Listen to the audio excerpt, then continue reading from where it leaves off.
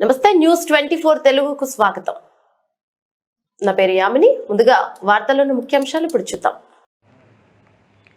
ప్రకాశం జిల్లా దర్శిలో R&B అతిథి గృహంలో అలింకో సంస్థ ద్వారా జిల్లా పరిపాలనా యంత్రాంగం సహకారంతో దివ్యాంగులకు, విభిన్న ప్రతిభావంతులకు మరియు వయోవృద్ధులకు సహాయ పరికరాలు పంపిణీ కొరకు గుర్తింపు శిబిరం ఏర్పాటు చేశారు.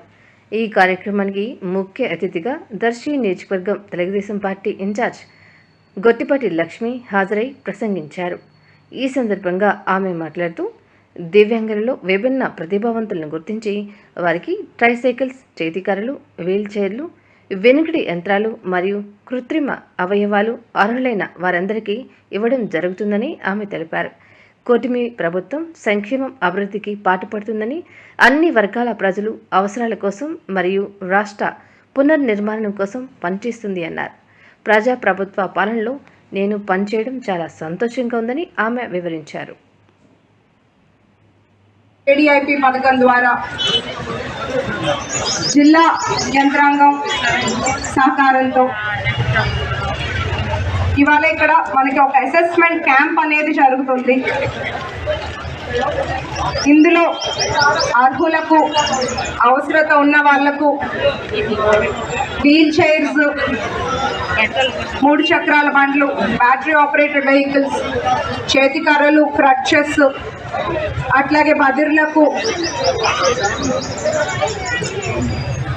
ఇంకా అందులకు కూడా అవసరమైన పరికరాలని, ఉపకరణాలని ఇవాళ వాళ్ళు అసెస్ చేసి త్వరలో అవి అందజేస్తారు. దివ్యాంగులు ఎప్పుడూ కూడా సమాజంలో ఎంతో కొంచెం అవమానం ఎదుర్కొన్నా కూడా ఎంతో ఆత్మవిశ్వాసంతో, పట్టుదలతో ముందుకెళ్తుంటారు. మనం అప్పట్లో చూసుకుంటే ఐన్స్టీన్, లూయి బ్రెయిల్, ఇప్పుడు ఎంతో మంది వాళ్ళు ఎంచుకున్న రంగంలో ముందుకెళ్తున్నారు.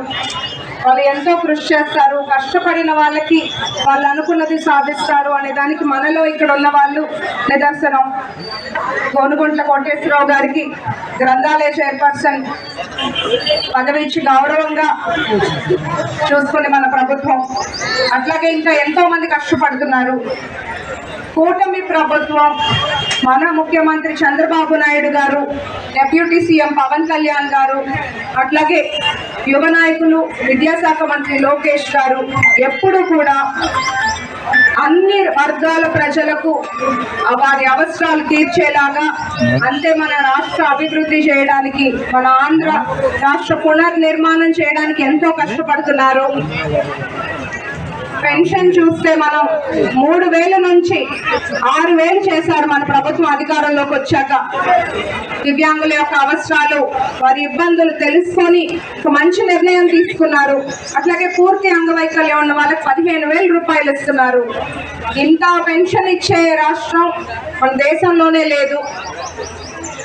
ఇలాంటి ఒక నాయకత్వంలో పనిచేయడం నాకు చాలా గర్వంగా ఉంది, నా అదృష్టంగా భావిస్తున్నాను. కూటమి ప్రభుత్వం ఎప్పుడూ కూడా ఒక ప్రజా పాలన ఇచ్చే ఒక ప్రజా ప్రభుత్వం.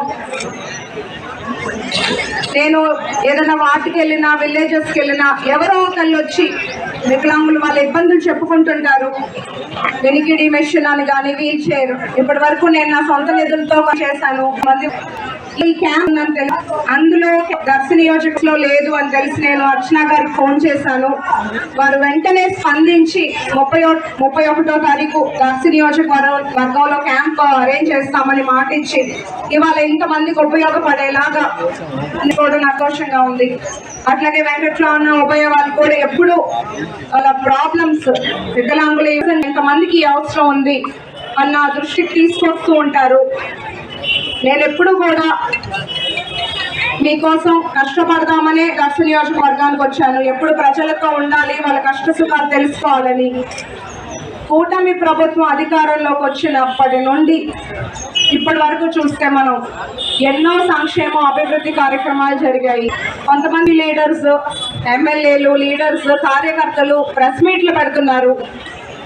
20 లక్షల ఉద్యోగాలు ఎక్కడ, సూపర్ 6 ఎక్కడ అని. 5-6 నెలల్లో ఇచ్చినవన్నీ జరిగిపోవు. ప్రతి ఒక్కటి కూడా కూటమి ప్రభుత్వం నిలబెట్టుకుంటుందని నేను మీకు ఇక్కడ అందరికీ తెలియజేస్తున్నాను. కొంత సమయం పడుతుంది.